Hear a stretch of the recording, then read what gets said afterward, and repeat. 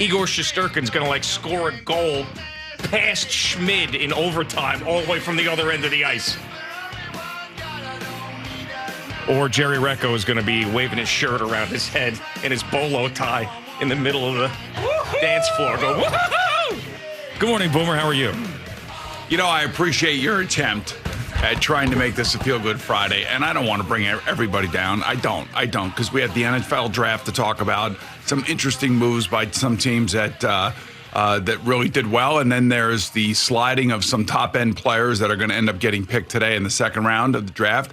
It was 300,000 people in Kansas City. It looked great on television. It was an amazing experience, and then watching Bryce Young go number one to my buddy Frank Reich, very interesting as well. So there's a lot to talk about there. I like the Giants pick of Deontay Banks, know him very well, University of Maryland player. He was a great player for us. He really, really was. And he is big. He is strong. And what he really is, he's fast. And that's one of the reasons why, they really wanted him. He was like the fourth or fifth best cornerback in the draft, but cornerback was one of the deeper positions in this draft in the first round. So this young man, hopefully he lives up to the hype, and hopefully he lives up to what he did as he was building his career at the University of Maryland. So I was really happy to see the Giants do this, because I know they needed another cornerback. They needed help there.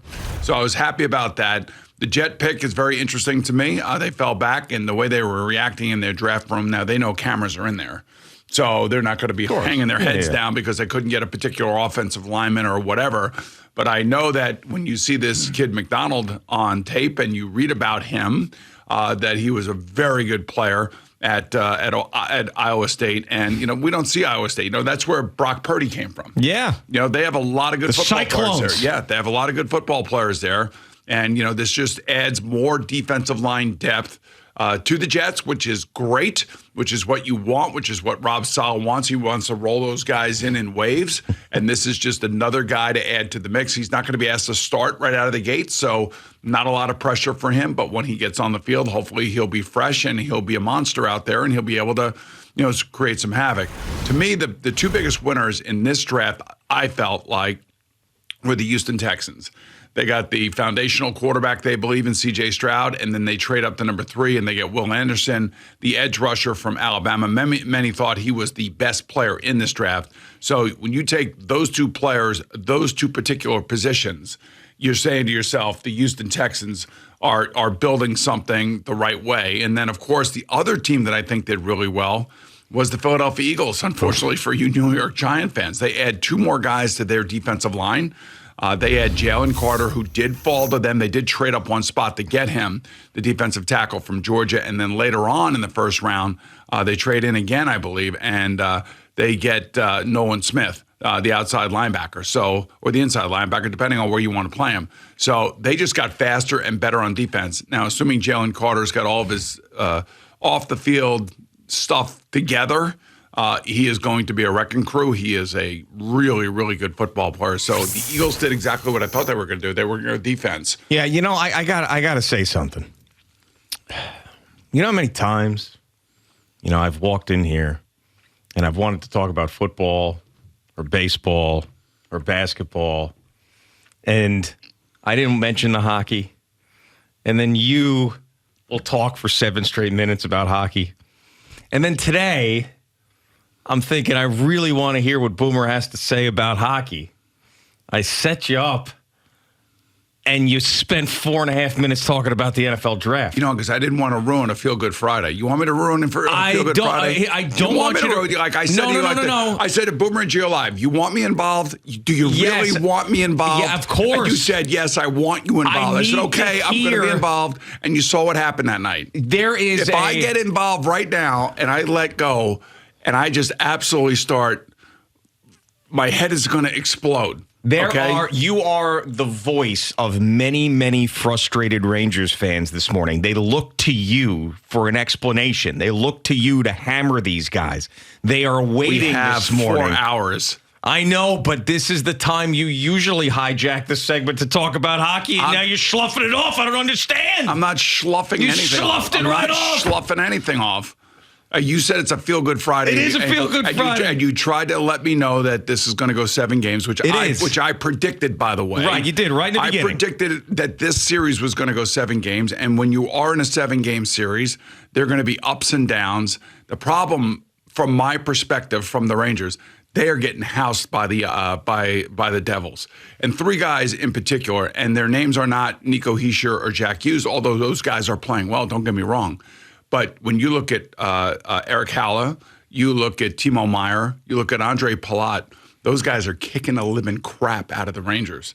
And all just banged them. So the other thing, too, is like I like to make a point, and I like to talk about it, but I can't because there's a fat moron on the other side of the freaking glass who wants to keep doing that to me and interrupting me.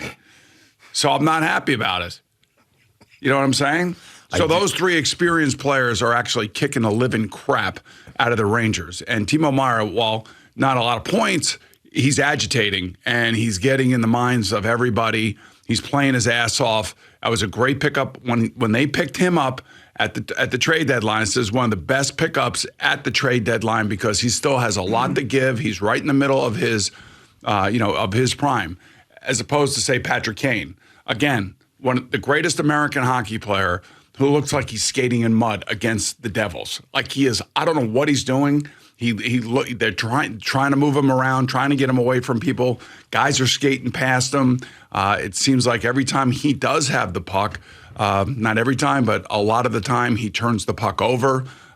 There's something wrong with him physically. And maybe the Rangers got sold a bill of goods that he was healthy and he's not healthy. That's what it looks like to me. He looks like he's slow. The hands are there, fine. The hockey IQ is there, fine. But this Devils team is way too fast, way too rough, way too physical. Which is surprising because in the beginning, the Rangers were the much more physical team, and it looked like there was a decided advantage that was not going to go away from the physicality standpoint in the first 2 games. And the Rangers are supposed to have the better goalie. Meanwhile, this rookie goalie has stopped 78 out of 80 shots and posts a shutout last night. Yeah. And there's not a lot of room on the ice. They can't get the puck past them.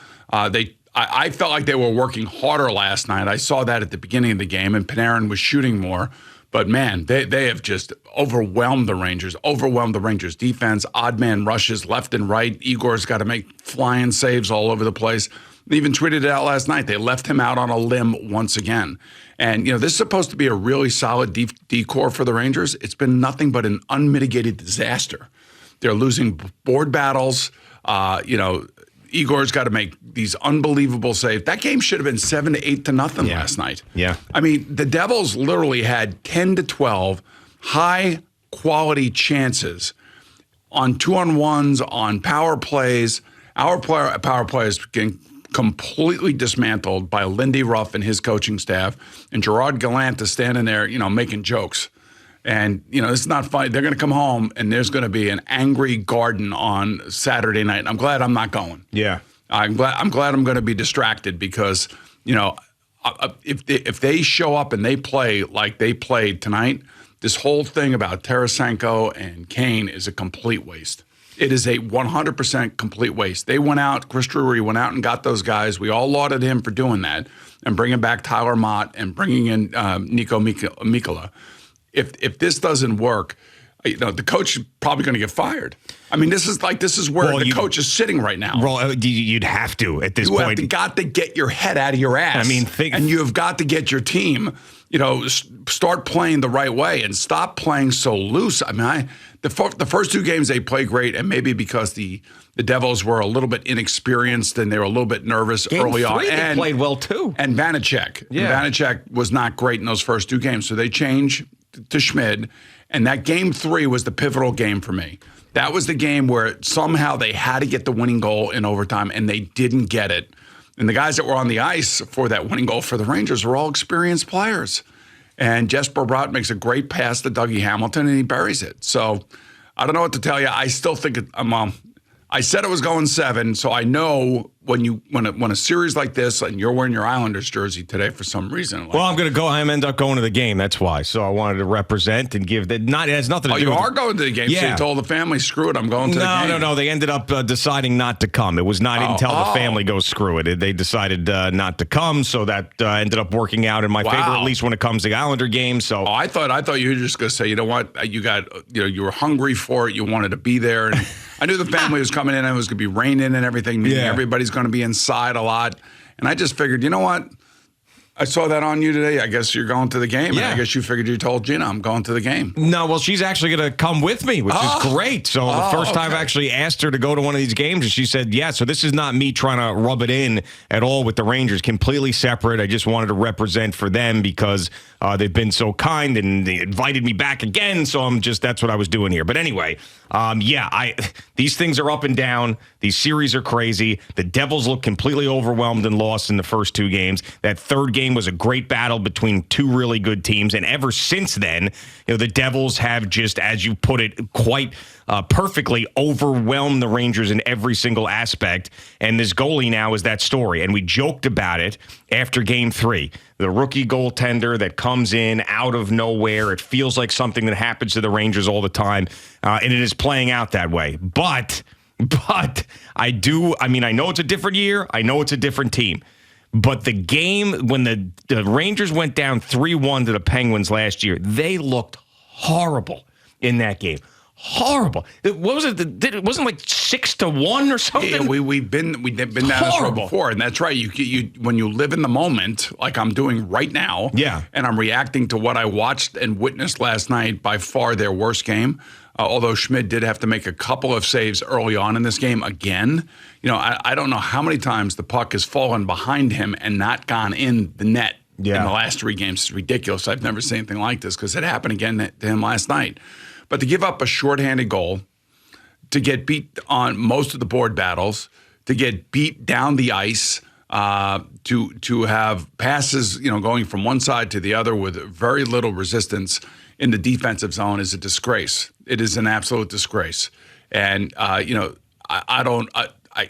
like to sit here and tell you that I knew what Adam Fox is doing or Jacob Trouba's doing or Keandre Miller's doing half the time and how many breakaways and odd man rushes. It's so frustrating to watch because you can't give a team that has that much skill and that much speed. And they might just have the right mix going right now. And the goalie's going to be, always going to be the question mark because you just never know when it's all of a sudden going to start where he's giving up goals. But I didn't think the Rangers came out sleeping. Like the last game, what game 4.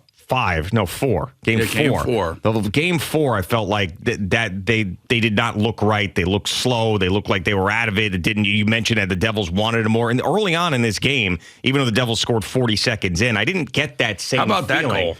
Yeah, I know. I mean, that goal is like you win the face-off. It goes back to Shesterkin, and then all of a sudden, next thing you know, it's back in the back of the net. I know. Well, that's how quick they are. Adam Fox. Right. That's how quick they are. That's how fast it happens with the Devils. But and the skill on the Rangers side is just not matching that of the Devils right now either. You know what it is. Honestly, I know that Panarin tried to get to middle of the ice last night.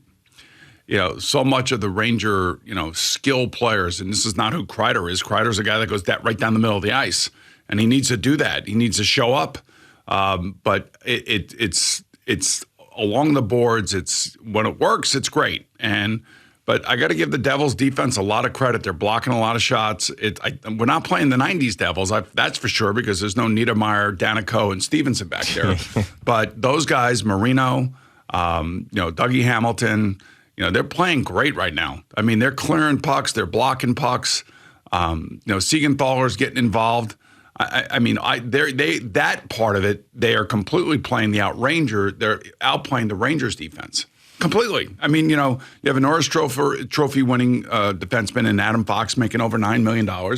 You have many people would say a Hall of Famer in Artemi Panarin who's making over $11 million.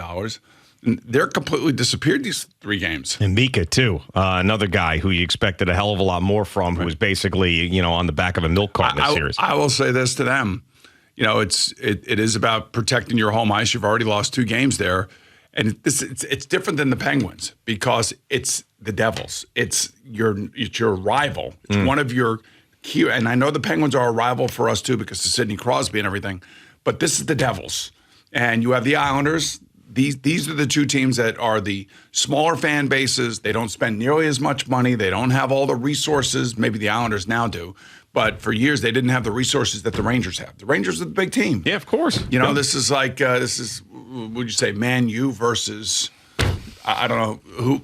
We need Gallo for that one. But right, we do. But the point is. Yankees Rays, you want to put it that way? Well, it kind of is like Yankees Rays. And the Rays have been a thorn in the Yankee side. Yeah. And so have the Devils. And the Devils, they drafted well.